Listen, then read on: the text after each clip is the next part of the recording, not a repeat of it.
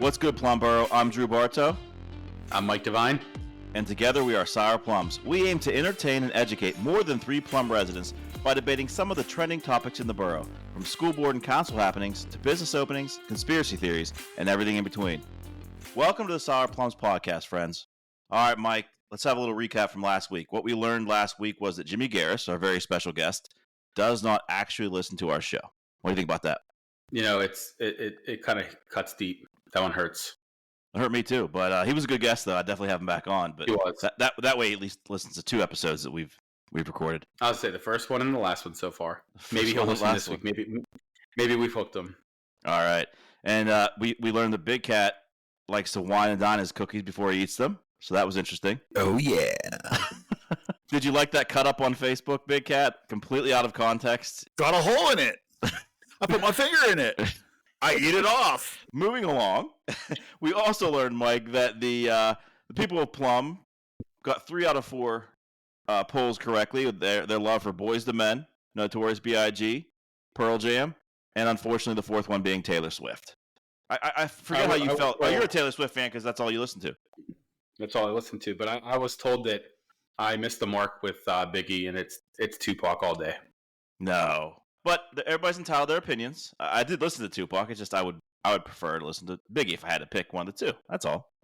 East Coast kind of guy. I was told Tupac also did a song with Bone Thugs, so that wasn't the reason.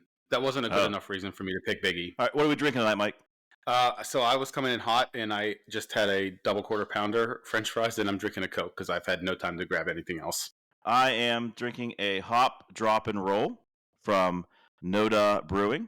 I think I got this at your place, Mike, actually, a couple weeks ago. So. I think that was on the shelf next to the Hopopotamus. So I think I took them both. Yeah. So it's a pretty good beer so far. It's again an IPA, which is kind of customary. I want to make a special announcement tonight. We do have a new sponsor, right, Mike?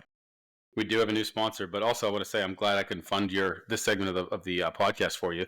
So you're welcome. Save me a few bucks.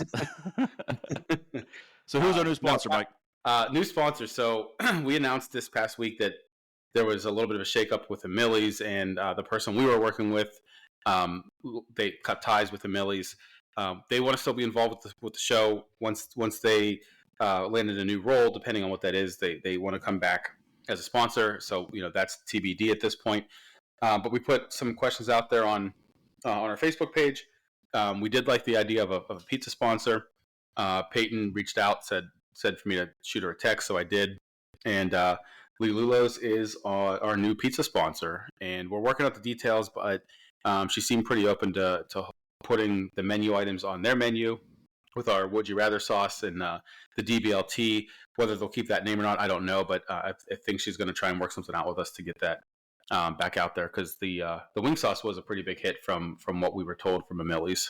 Yeah, well, thank you to Peyton and Lee Lulo's, and also thank you to our other sponsors, Tresco Concrete, Continental Comb, and the Jen Mascaro Real Estate Team. Continental Comb Barbershop, a traditional barbershop servicing the area since 1973. Up to date on all the new styles and cuts. Call 412-795-7555 and mention Sour Plums for $5 off any service. Tresco Concrete, the best concrete products on the market. Ready-mix concrete delivered to your door, guaranteed to get hard or your money back. And as always, their concrete is all natural, no supplements, and always 100% Viagra-free. The Jen Mascaro team proudly supports the Sour Plums podcast. When it comes to selling your home promptly and at peak value, look no further than the expertise of the Jen Mascaro team. With over a decade of industry experience, we guarantee to guide you seamlessly through the process. For personalized assistance, contact us at 412-607-6318 or email jen.mascaro@cbrealty.com.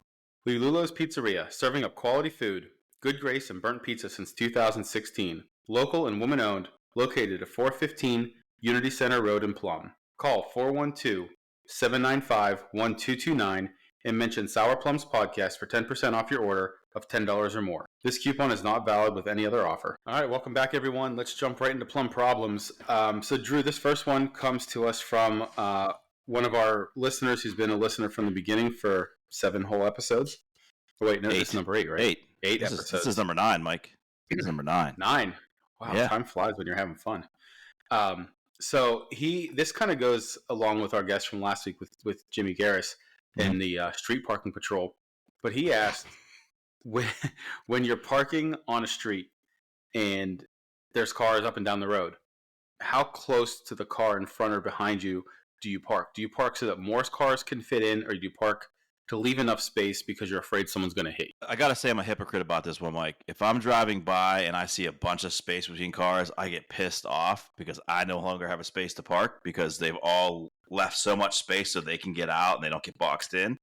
But I'm the same way. When I park, I leave a few feet to make sure that if somebody boxes me in the back and I have nowhere to go, I can at least pull forward and still get out of there. So I'm definitely on the side of this is a no-brainer to me. I leave space, but I will also curse you out if you leave too much space when I'm looking for a space. So I'm a hypocrite. I admit that. I'm allowed to admit that. I'm not afraid to admit it. But yeah, I leave space. I have to. If you pull in too far trying to be the good guy, you're going to get screwed over by somebody that boxes you in from behind. It's going to happen. So no way. I'm leaving a few feet at least. All right, so you're not a good driver. I'm a great driver. I wouldn't call me a great driver. I'm a mediocre. I drive, Mike. I drive. Come on, you gotta leave space for somebody else to pull in. Come on. I mean, I have an F-150 and I park in the city every day, and I leave a couple inches in front of me. Whether I have to back up and back and forth, 30 times to get out. Be courteous. Come on. So you're backing your Did you say F-150? F-150. F-150. You're leaving a couple inches in the front and a couple inches in the back, and you're gonna get out of that space. Yeah, and if that's all they left me to pull in, like a glove man, I'm getting in. I believe you, Mike, because I know you're the kind of guy that backs into a space. Personally, I never ever get right up in there. I'm not going to let somebody park behind me and box me in. It's not going to happen. So call me an asshole if you want to. I won't do it. All right, you're an asshole. Thank you. I appreciate it. So the person who brought this question to us said there's only one correct answer. And I'll just give you a spoiler. It wasn't what you said. He said, don't be a dick. Leave space. Get as many cars on the street as you can. No. Leave space for other people to park. Look, I'm a good guy. I take care of people, but I got shit to do. I got places to be. If I'm leaving somewhere and I'm boxed in and I can't get to where I need to be, I'm pissed. It ruins my day. I'm just not going to do that. I mean, whoever's mad at me can be mad at me. Join the list of a long line of people who are mad at me. So let me ask you this. What is an acceptable amount of space for you to leave to get out of the spot? I'm going to err on the side of a foot in the front, foot in the back. I'm feeling good. Give me 12 inches. If you pull behind a car, there's nobody behind you. Mm-hmm. Let's play it this way. So you now can set the tone. I set the tone, right? How much space are you leaving yourself, assuming the person behind you is a dick? 2 feet, at least. Wow. That's so much. That's if everybody on that street leaves 2 feet, that's like you're screwing over one more car that could have parked there. Get there earlier, so I say. Yeah, that's a good point. But can't argue that, right? No, they should have got there earlier, but I don't know. I'm probably definitely less than a foot. 6 to 8 inches, I think, is plenty. Because the person behind you is going to leave you 6 to 8 inches. That's a foot now that you have to work with. You're assuming the person behind me is going to leave me 6 to 8 inches. I don't know what they're carrying. I don't know what they're packing. I have no idea. There's no way you can do it less than that. You can't even see on your front of your hood to know that it's less than 6 inches. Mike, we have to just agree to disagree on this one. I mean, let the people of Plum tell us who's right, who's wrong. All right, moving on. This one is I found this funny because when I read this, the first thing I thought was, how would this go off on the Plum Community Facebook page? So I took a little snippet from it here. So here's what I read. YouTuber arrested for directing a video where 2 women shoot firework missiles at a speeding Lamborghini from above.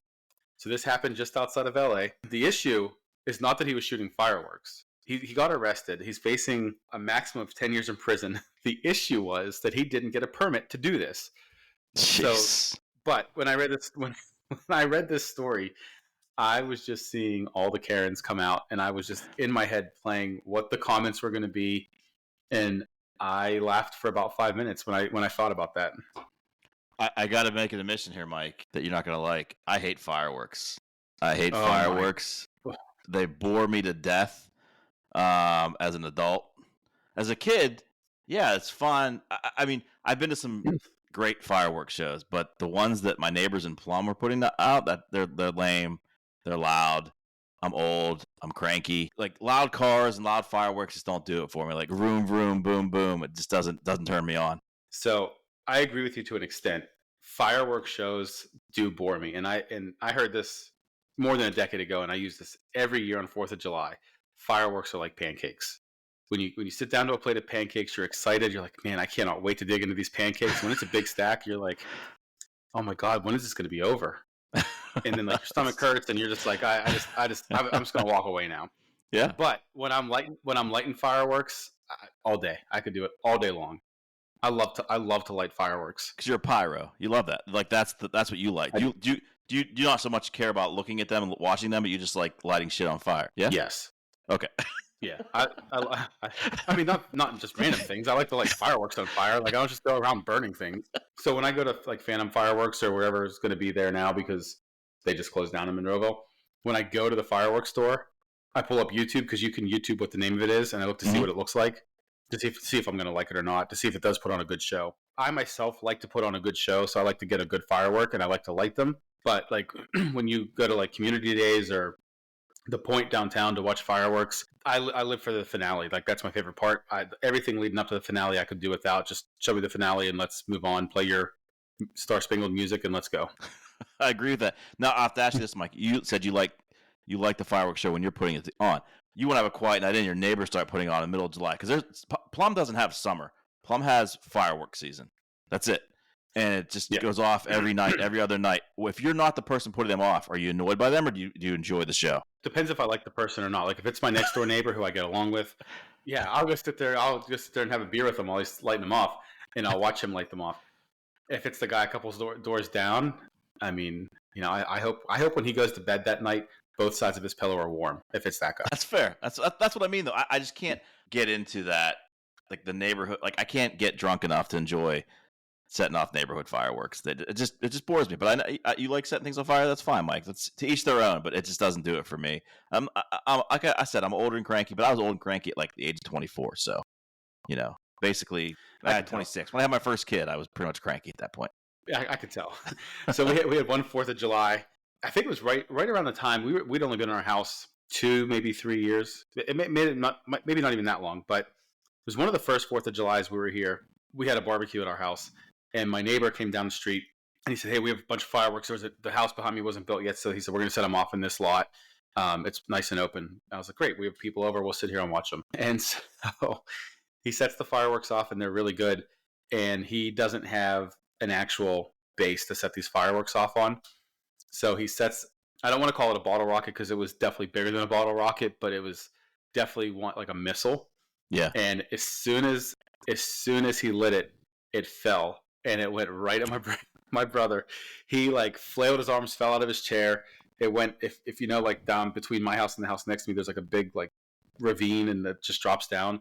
It went down in there, was doing circles and then shot back up like right over his head again. He's screaming like a little like 6-year-old girl. It was one of the best 4th of Julys I've ever had. I'm kind of a sicko. I root for that kind of thing when it's little neighborhood fireworks shows. Like I wish for little things like that. I wish for like neighbors to get pissed off at each other because your fireworks are landing in their yard. I like that. I like a little bit of conflict between neighbors. I think it's fun. Yeah, it's good. That's why God made fences.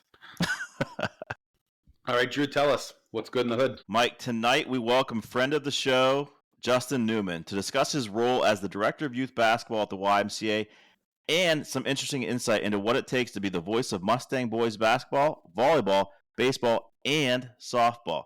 Newman, thank you for joining Sour Plums. My pleasure, Andy. It's my pleasure to be here. Andy, I knew it was coming. Damn it. See how much Andy's I can get in tonight. Let's stop at one. I think one was sufficient. Let's get to the questions, Newman.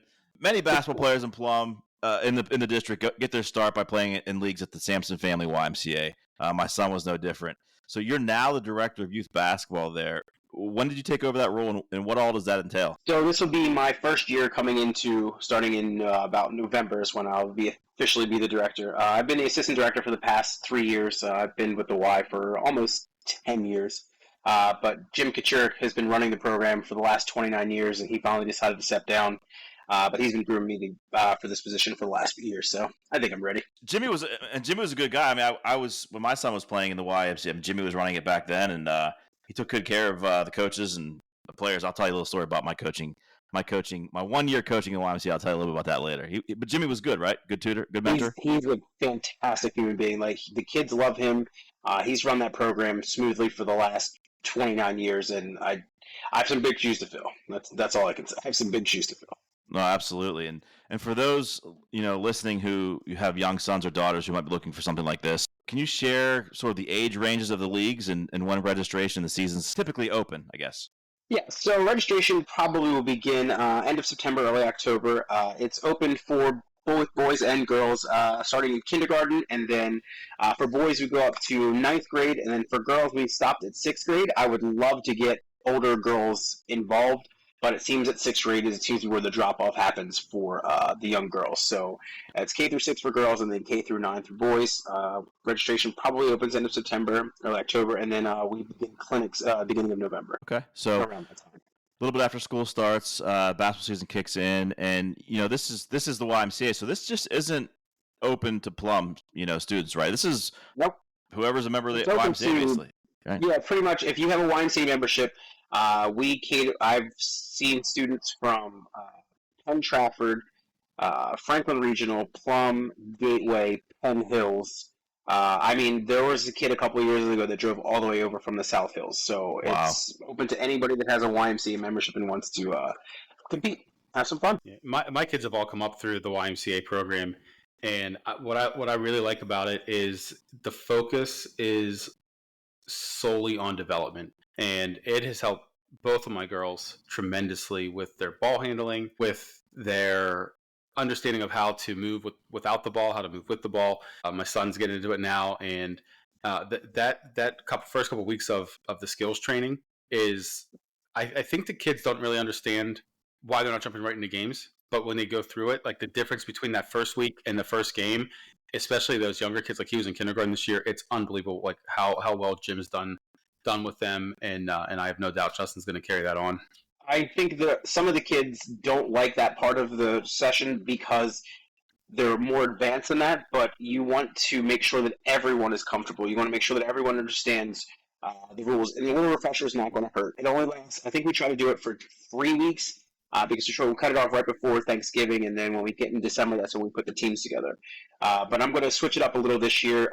I'm going to, instead of having us as coaches run the program, I'm actually going to have the varsity boys and varsity girls teams come and run the clinics, because I think that's going to be a huge boon for not only the basketball programs to get recognition, but also how cool is it for a first grader to see a senior in high school showing them how to dribble a ball or how to shoot a ball. Like, I think that's going to be really, really cool. I hope it's as cool as I see it in my head that it plays out to that way in the when we start the clinics. It's funny you say that because we had Riley Stevens on a few weeks ago, and I don't think that they realize how much the younger kids idolize them, and like she was almost shocked when I said that, and I think you're right. I think it's gonna be really cool because that's kind of who they aspire to be. Like I know they're not really local celebrities, but to them they are, and I think it's gonna go over very well with them. Now, Mike, you talked about development, and I kind of want to get a question like to all of you on the panel tonight of like kind of your favorite maybe YMCA basketball memory as a coach or whatever as just a parent. But I have a few. And you talk about development. My son started playing basketball in kindergarten at the Y. Didn't know how to play basketball really. First half of the season, couldn't put a ball in the hoop. I mean, not many kids in kindergarten can, but he especially couldn't. But then we started working out with kids who were playing YMCA basketball in the first and second grade league. He would get frustrated, but when he came back and played against kindergarten kids, the second half of the year he started scoring 4-6 points a game. I mean, that's for a kindergarten kid, that's a lot. So that developmental portion of it is super critical. I want to share a story. First grade year is when I really thought, oh, he might be a basketball player. First game, he scored a basket. He was so shocked that he scored a basket. He ran down the court kind of like shrugging his shoulders, like Michael Jordan did after in the finals. When he's like, like he was just like shocked. He couldn't believe his disbelief. The next time down the court, he scored again. He ran down the court holding up a number 1 symbol. Like he went from disbelief to like, I'm the man in one possession. And I'm like, I remember from the crowd being in the stands screaming, like doing like the cut it out, like don't show up these first graders, like You haven't arrived. But it was a fun time. Do you guys have any memories like that? What's your favorite YMCA memory, Justin? I know your boys have played, right? My favorite is probably I've coached Deuce since he was Quentin's my oldest son. I call him Deuce. He's been playing since first grade at the Y when we moved to Plum, and I've coached him every year except for the COVID year. It was the only year I didn't coach him, and I coached him his last season as eligibility for his ninth grade team, and we won the championship, and it was probably my favorite moment. Like I held back tears as I was putting the medal around his neck because I was like, I'll never get to do this again. And that was a really special moment for us. That's amazing. I coached a team in second grade, first and last time coaching, but it was fun. I coached a team in second grade. 2 quick stories from that year. I have a lifelong friend because of it. We were playing against a team, and the dad was from Kiski, and he's at the top row of the bleachers. I keep running the same. When you're at the YMCA in second grade, you have maybe 2 or 3 kids who can even put the ball in the hoop, right? So I keep calling the same play for 2 or 3 players to generally get shots up. You're successful if you get shots up at second grade level, right? And I kept running the same play. Xavier kept shooting from the corner, and the dad stands up. I don't know this guy at all. He stands up in the top row of the bleachers. He's like, "They're running the same play every time." And I'll never forget, I fell in love with that guy because he was so passionate about second grade basketball that I wanted to meet him. I met him after the game. We've been friends since. So we're talking going on 7 years now. And our kids play against each other at Plum and Kiski. I'll drop his name, Dave Colamarino. Shout out to Dave. He'll listen to this. He listens to the show. But he's a Kiski dad. I'll never forget that. It was amazing. And the wildest time I had, though, you talk about development and what the YMCA Basketball League really means is we made the play. Everybody makes playoffs, right? You reseed. We had a player who struggled. We had a few players that struggled to even get the ball up the court, right? So I had a dad come up to me after our last regular season game and said, when the playoffs start, look, I coach hockey. I know what it's like to want to win. Like, when the playoffs start, if you only want to play my son, I understand. And I'm like, sir, I can't do that. Legally, I couldn't do that. Like, I have to play every kid half the game. So, first of all, that's out of the question, right? Which is the right call. You shouldn't be doing that. But I understood what he was saying. But that same night, his wife texted me and said, is there any way you can get my son the ball more? So, we've got 2 parents with super different messages, right? So I solved that problem, though, and I had their son bring the ball up to just before half court because you couldn't play defense beyond half court, and the instruction was bring it up. You're the point guard, but pass it before you get to the mid court, and that it worked because he got to touch the ball every possession. Mom was happy. There weren't turnovers that hurt the team. Everybody won. It was a solution. I'm a problem solver, Justin. Absolutely. That's exactly what you do. You have these kids that struggle, that aren't really going to be that beneficial to your offensive game plan, but you're still getting them involved. Yes. And everybody's happy. And he was happy, and that made me happy because he was happy. Mom was happy. He was happy. I have a couple from the Y, like one for each of my kids, I think. So quick stories. Lily, she's moved on from the Y after second grade, went to third grade, and went to PBBL. But last year, she really came into herself as a point guard last year. And there were things that she's been working on, and she was too scared to try in the game. So last minute, talked to Justin and Jim. They get her on a team, and she can work on, it's a little bit of a slower paced game, so she can work on some of this stuff. The rules are different, so she can do this. She's been working on trying to hit 3-pointers. She's tiny. She's not strong. First 3-pointer in a game, she kept looking at her coach, and he said, not now, not now. And then not now. And then, then we got a little bit of a lead, and he looked and he said, okay, now. And she put it up, and I think she hit 2 3-pointers in that game, and she's going nuts. He's going nuts on the sideline. I think Justin was reffing the game. But anytime Justin reffed the game, Lily knows him really well, and he would make a call, and if she did not like it, she wouldn't say a word, but her eyes said it all. Yes, Claire. Yes, Claire. And with Penny, she is an unconventional player. She makes it work. She's getting better now, but she makes it work, and she's a brute. But last year in the finals, there was one girl who's really advanced for her age, really good ball handler, and Penny played her the whole game. And I think she shut that girl down pretty good. The girl ended up making the game-winning shot because all we had to do was kill the clock. All we had to do was kill the clock, and Penny didn't want to do that, and she brought it across. And, but how well that girl took the ball and then literally hit a buzzer beater to win. but how well she played defense against that girl for how much better she was than Penny, that was good. And then Chase is just his first basket. Well, so far it's his only basket. He's not like his sisters yet. He made his first basket with like 3 games left in the season, and like everybody in the stands knew he hadn't scored yet, and he was trying, and he made it, and like literally everybody erupted. It was really cool feeling. That is cool. That's one of my favorite things about the Y. Like people pick up on the kids that aren't there developmentally, but they're still trying. And we as coaches and referees, like we will say, like, hey, he's going to get the ball. Let him shoot. Just let him shoot the ball. And those kids that score for the first time that don't get to do it, the excitement in their eyes and just the sheer joy is why I love doing that every year, because it just brings such joy to me, and it brings joy to everyone. Because when they get involved and they make the basket and they make a difference, and they're just excited, and I love that. You guys do an awesome job there. Hopefully, I keep it up. I have 2 stories that are actually quick, Mike and Drew.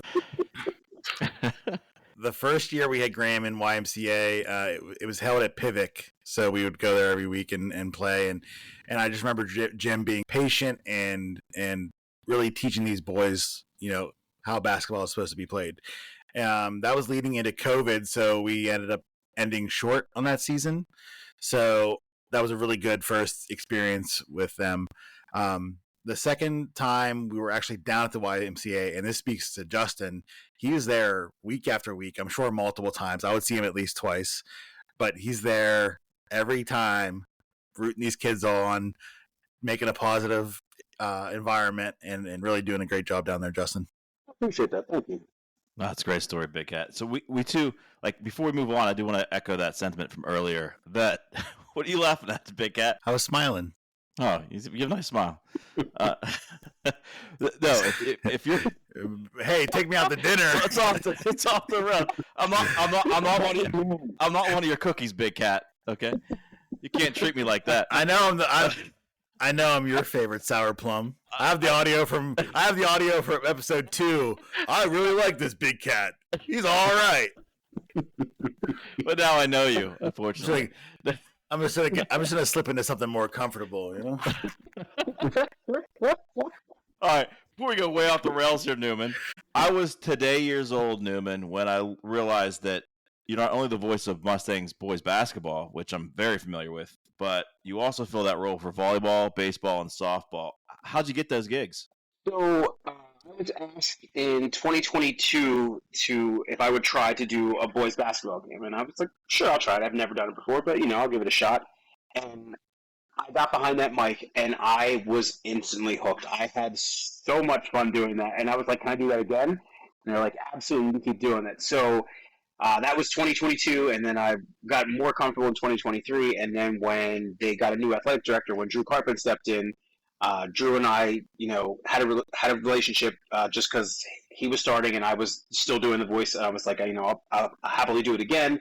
And then after the season, he was like, so what do you think about doing volleyball? And I was like, I'm not doing volleyball. I was like, basketball is my passion. Like, I'm going to get behind that. Yeah. I'm really good at basketball. I love basketball. Like, I'm good with basketball. I don't need to do anything else. He goes, well, how about you do volleyball? I go, how about no? I'm not going to do that.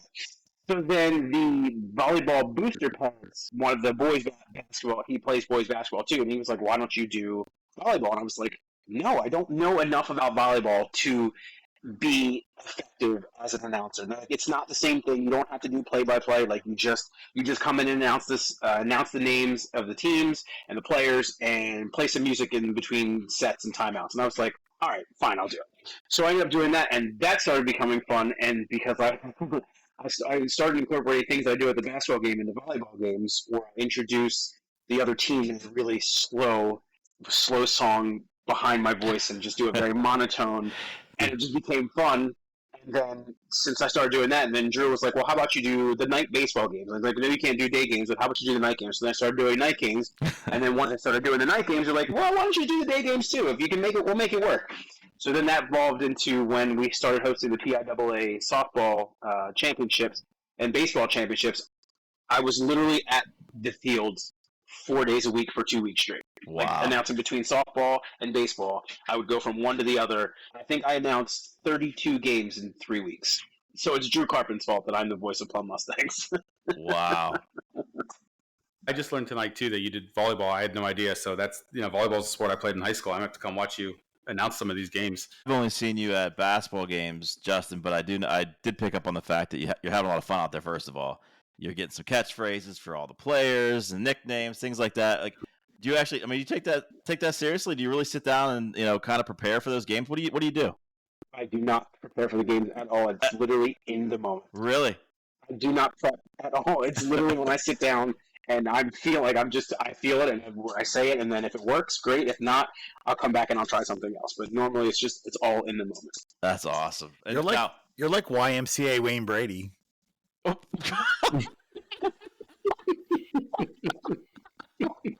Big Cat coming in hot. It come up the top rope here. I'm here for it. I am here for it. Hashtag YMCA Wayne Brady. That's love it. Holy shit! Wow. All right, Justin. I just got one last question for you. That's all I got for you. Have you ever? Because I think I've heard a story. Maybe I haven't. Maybe I'm wrong. Have you ever gotten a little carried away with something that maybe a coach or a referee kind of said, chill out a little bit? What, can you share any of that with us? Do you have any of that? Do you know me? Of course I'm carried away. I get carried away all the time. So the first year I got in trouble because we had a block, and I said, "Oh, get that out of here!" And apparently that's frowned upon in the establishment. So I was asked to not do that anymore. And I was like, all right, I won't do that anymore. And then this year, a ref made a terrible call. And when a ref makes a bad call, I say, apparently that was a foul on number 3, Will Beckner. Apparently. So the ref walked by and was like, are we done? Are you good now? And I just looked at him. And he goes, any more of that, you're out of here. Wow. So I don't stop doing it. I still do it. So now instead of doing it in the beginning, I say it at the end. So they don't catch it at the end. They'll catch it at the beginning, but they don't catch it at the end of it. So that's my way around it. I love that one word. That one word got you in trouble. Apparently.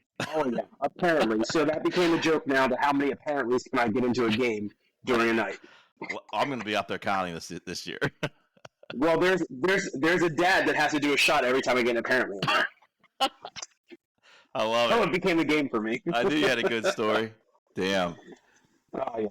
Absolutely. I think next year I'm going to. I think I am going to prep next year because I think I'm going to have a soundboard.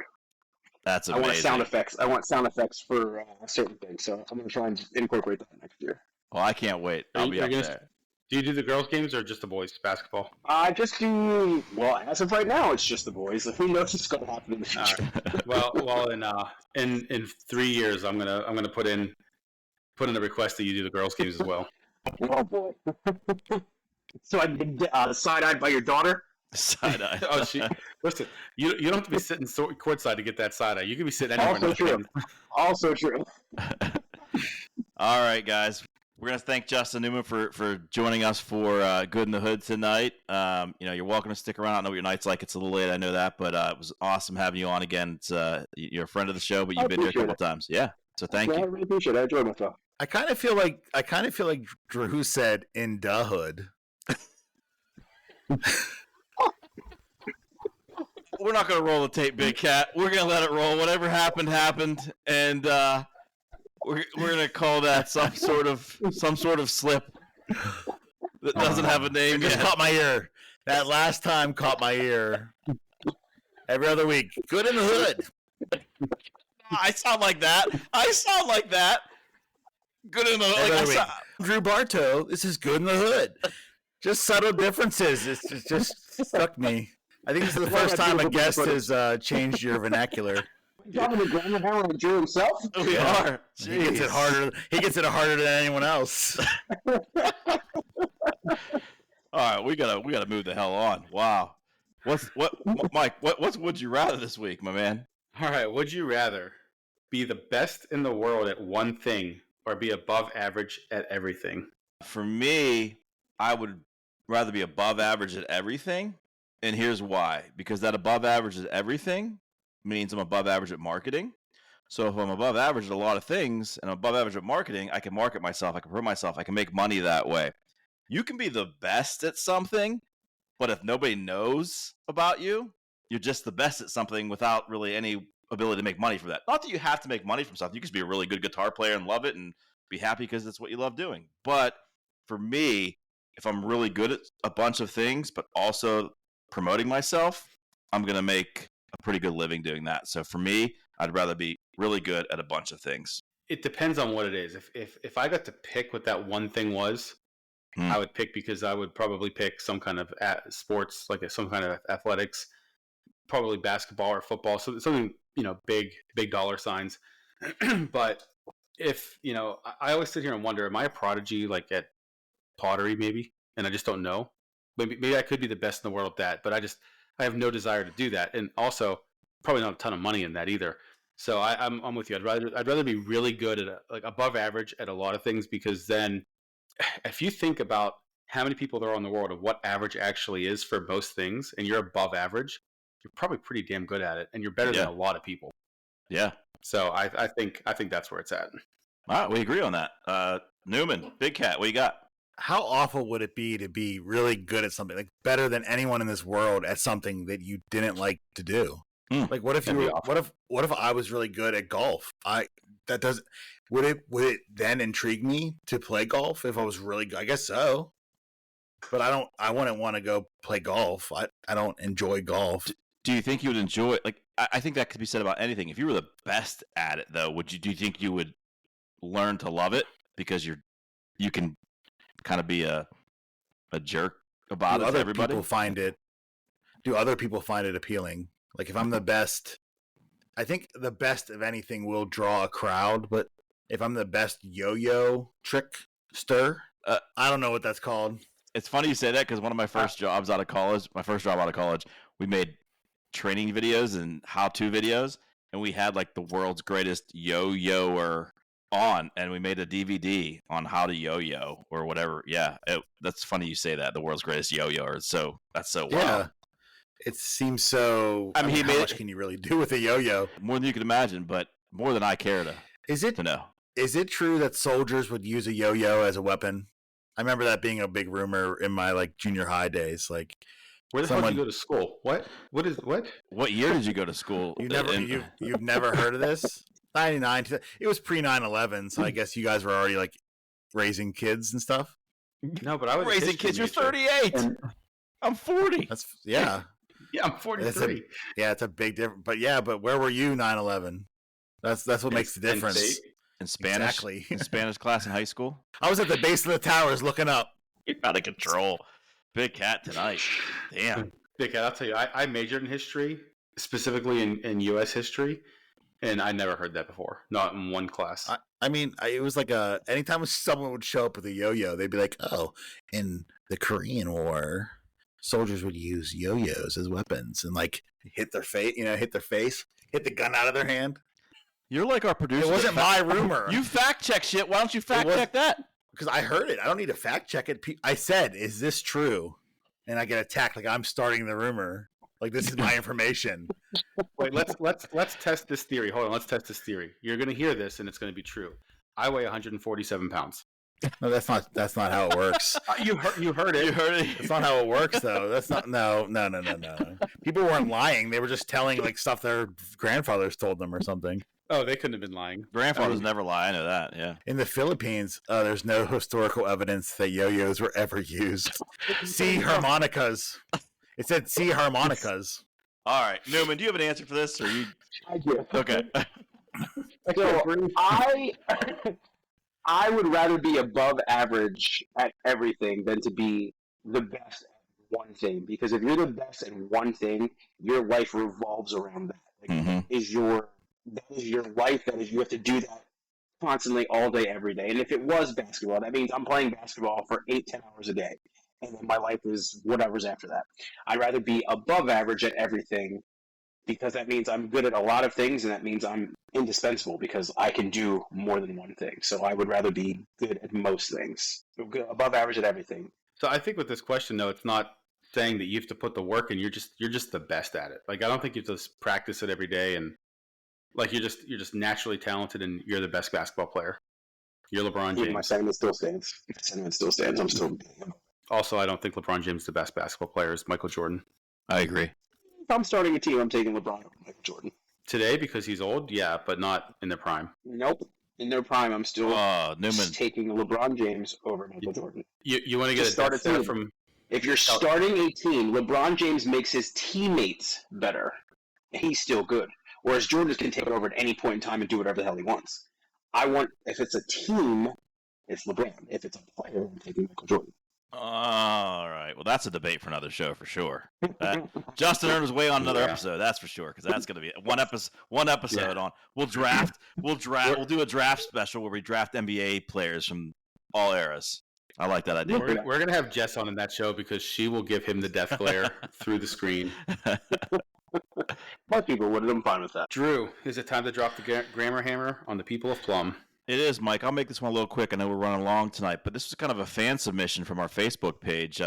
One of my favorite middle school teachers, Teresa Barker, commented on your post about us continuing to record bi-weekly. And she wondered, what does bi-weekly mean to us?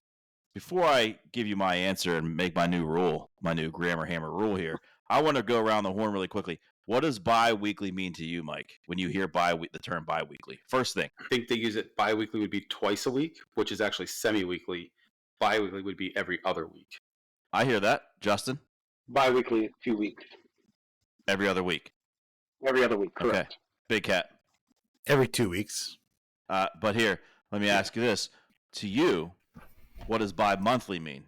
Every other month. Bi is 2. Okay. So if you want to go by dictionary, and sometimes we do, sometimes we don't, sometimes we veer, sometimes I don't believe in the dictionary, and I'll show you why I don't in a few minutes, but bi-weekly really means both things. Bi-monthly, same thing. Biannually, same thing. It can mean either or, every other, or twice per. So, like you said, bi-weekly, Mike, it can mean 2 times per week or every other week. Same thing with bi-monthly, biannual. My problem with that is, how can that word mean both of those things? So, new rule, bi-weekly, every other week. Once you get past that, for me, bi-monthly, that's twice a month. Biannually is twice a year. When do you say biannually to mean every other year? What do you do every other year? Nothing. So to me, biannually means twice a year, and I'll say bi-monthly means twice a month. But bi-weekly, every other week. Can anybody get on board with that? I'm not taking this train. Justin seems like he might. I don't. I'm on board with that. During the year, I'm bi-weekly. During June, I'm bi-daily. Oh, Jesus Christ.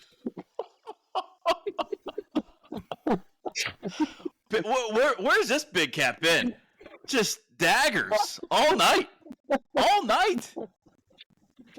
I mean, I like them, but man, we're touching on everything tonight. We're just whatever we feel, we say tonight. Woo. I like it, big cat. But hey, I'm here for this big cat. I am too. Keep drinking that iced tea and whatever else you're drinking tonight. Damn. Wow. So that's my rule, though, guys. I'm sticking with it. So, Mrs. Barker, I'll call her that because she was my son's teacher. To Mrs. Barker, the answer is bi-weekly is every other week. But once we get to bi-monthly, biannually, it's twice per month and twice per year. And that's the grammar hammer rule that we're applying and we're hearing. And I got Justin Newman's blessing, and I'm good with that. Continental Cone Barbershop, a traditional barbershop servicing the area since 1973. Up to date on all the new styles and cuts. Call 412-795-7555 and mention Sour Plums for $5 off any service. Tresco Concrete, the best concrete products on the market. Ready-mix concrete delivered to your door, guaranteed to get hard or your money back. And as always, their concrete is all natural, no supplements, and always 100% Viagra-free. The Jen Mascaro team proudly supports the Sour Plums podcast. When it comes to selling your home promptly and at peak value, look no further than the expertise of the Jen Mascaro team. With over a decade of industry experience, we guarantee to guide you seamlessly through the process.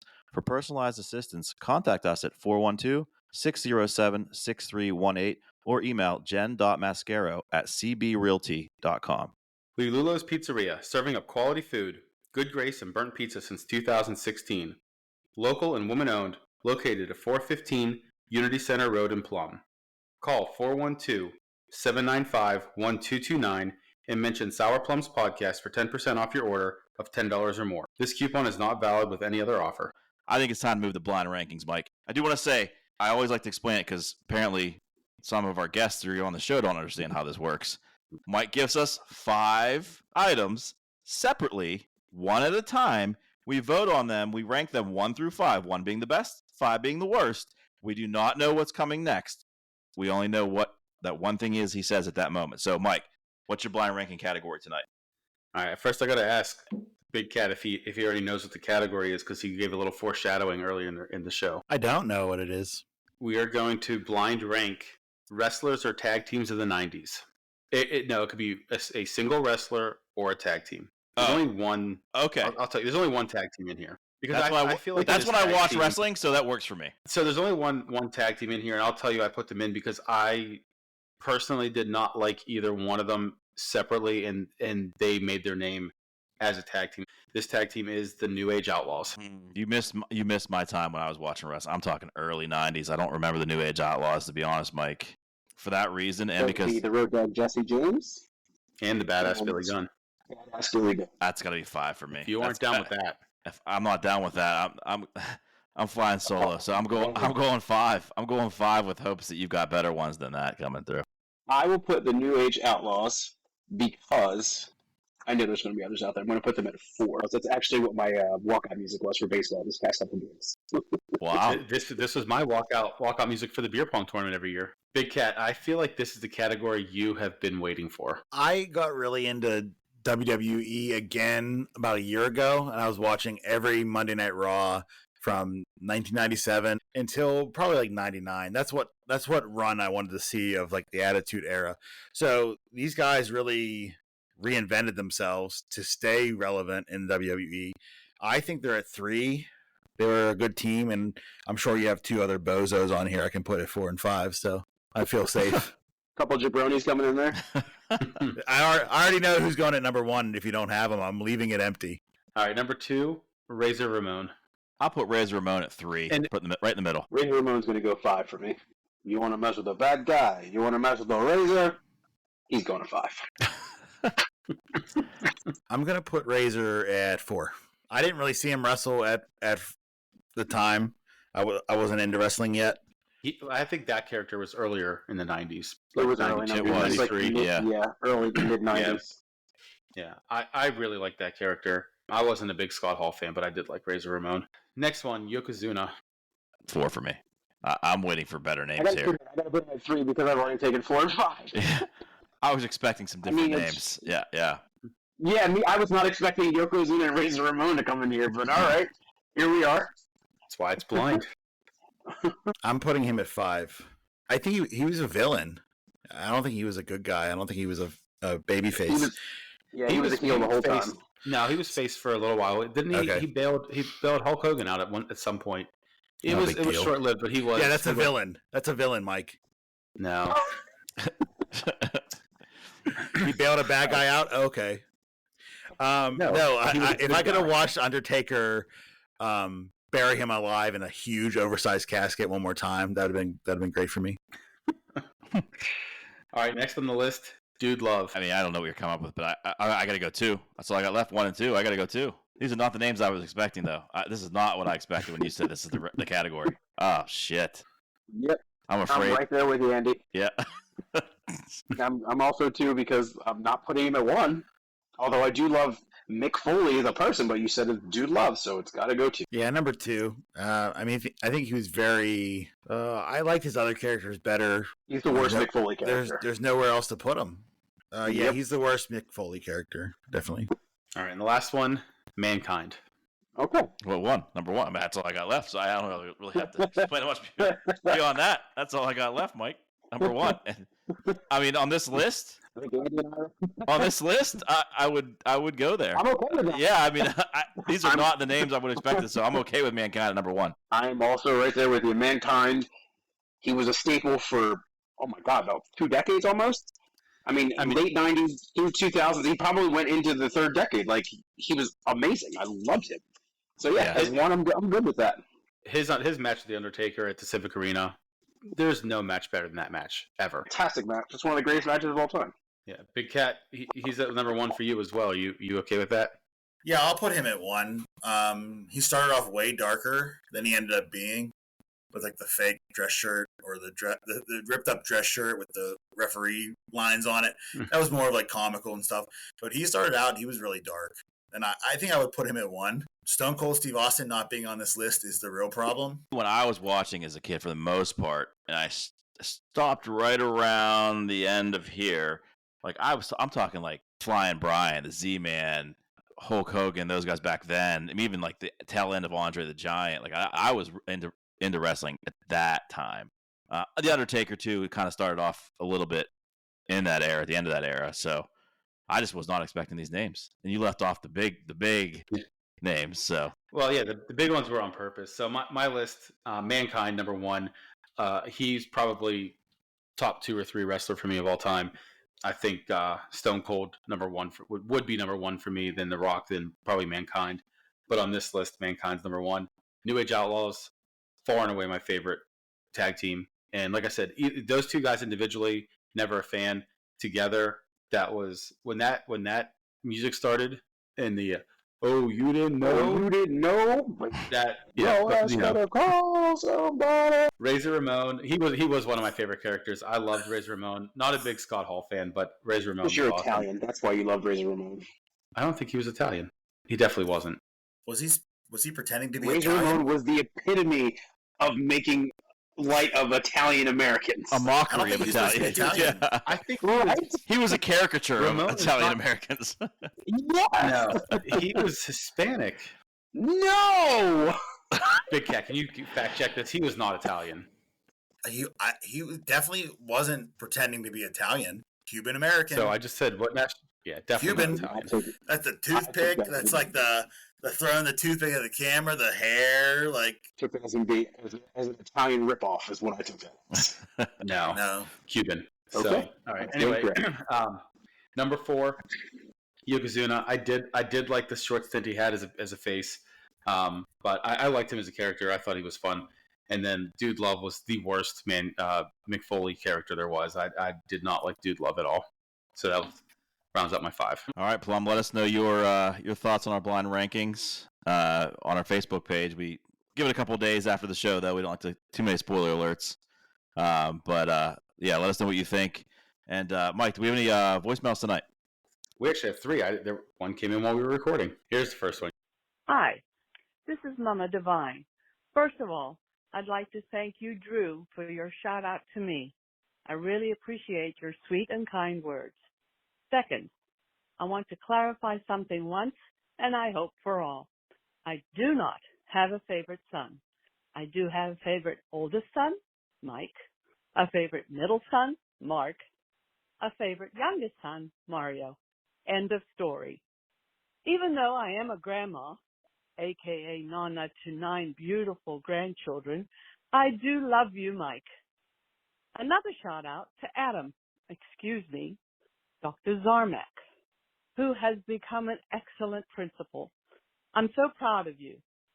And no, I don't have favorite students, but I do believe I may have been your favorite teacher, Adam, for many reasons, but maybe because we experienced September 11th together. Unforgettable for sure. Keep up the good work, gentlemen. Your favorite listener, Mama Divine. Mama Divine. Love it. Thank you so much. That was great. That took me on a ride. That voicemail took me the highs and the lows. She told me, like, so I get an email when people leave a voicemail. I get an email and I know right away. So she actually texted me before I got the email because it's almost instant. So if I didn't play this, she was gonna probably smack me with a wooden spoon or something. But she asked me like 3 times today. I was like, yes, I'm gonna play it tonight. Don't worry. So I do appreciate the support she gives us. Absolutely. Thank you, Mama Divine. Love Mama Divine. She's a wonderful lady. Here's the next one. People, Plum, it's me, Jim McBride. First time caller, long time listener, big fan. My question for you is, I sat down Friday night and watched the awful movie that was Under Paris. It was terrible from the beginning, but I like to see things through. So, just a question. What is the worst movie you've ever sat through? Thanks, guys. Can't wait to hear. Bye. So Justin, I'm going to let Justin go first on this one because I know he goes to the movies quite often, so there has to be one out there that was bad. The first one that comes to mind is Olympus Has Fallen. That movie was terrible. And they made 2 more after that one. I've never seen it. I never even heard of it. Oh, it is terrible. It's Russell Crowe is like I think he's a Secret Service agent, and somebody takes over. They try to take over the White House. It is god awful. And then they made 2 more. It's like Olympus Has Fallen, Angel Has Fallen. It's terrible. Don't do it. I can't wait to not watch it. Too many bad movies to narrow it down. But recently, I do like the horror film genre. I do like lower, B movie type things too. But Slaughterhouse was horrific, and not from the sense that it was, a good horror film. It was a terrible, terrible watch. Don't watch Slaughterhouse. Awful. One of Jess and my first dates, she read the book. It was called The Lovely Bones. She wanted to go see that movie, and we went to see it. And I sat through this movie, and it was awful. Like, it was horrible. And I was like, I got to pretend to like it because we were newly dating, and she kind of looked at me at the end of the movie, and she was like, that was bad. And I was like, oh, thank God you didn't like it too. This was horrible. Why did we sit through the whole thing? So she's like, this was nothing like the book. That's what people often say when they watch the movie after the book. The book is better, right? That's generally what people say. It's very rare for the movie to be better than the book. Yeah. Really rare. Big Cat. Do you have a movie? Yeah. So the worst movies I've sat through, and there was 3 of them, the Hobbit movies. Awful, completely awful. I read the book, and I loved it. And I love the Lord of the Rings movies. I don't know what it is about them. It was too much, and it was awful. Like, from beginning to end, there's no redeeming parts of this movie. And here's our last one. Hi, Sour Plums. This is Jamie Caligari from the Plum Inside Scoop.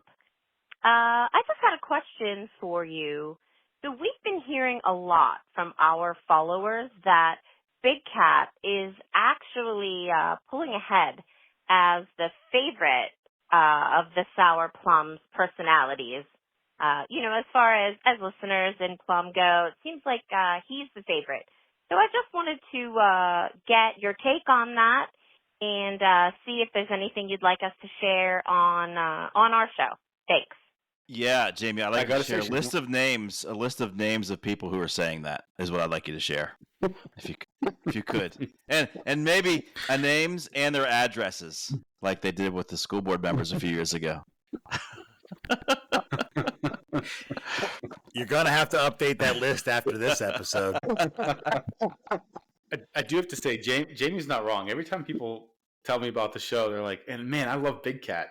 I'm like, yeah, I know we all love Big Cat. Let's talk about something else now. Hurts me to my core every time she mentions that on Facebook that he's the favorite Sour Plum. It's just all that I've done for the Caligaris, and I'm not the favorite anymore. Andy, don't take that from her. You should stand your ground. I will stand your ground, Andy. Newman, son of a bitch. All right, I guess we're moving on now. Yeah, Mike, I don't know if you had any shots. I didn't have a shout out for tonight, but did you have any? I do have one. Okay. So this is pretty cool. I went we had a very busy night tonight, but tonight started with me handing out medals to the last U6 soccer team that I'm going to coach because Chase moves up. I joke around a lot about how it's just organized chaos at that age, but those boys had so much fun playing U6 soccer, and it is, my girls are in travel now, so when they're at that age, it is just a pure love for the game. Like, they're having so much fun. It's so innocent. So just got to spend some time with them.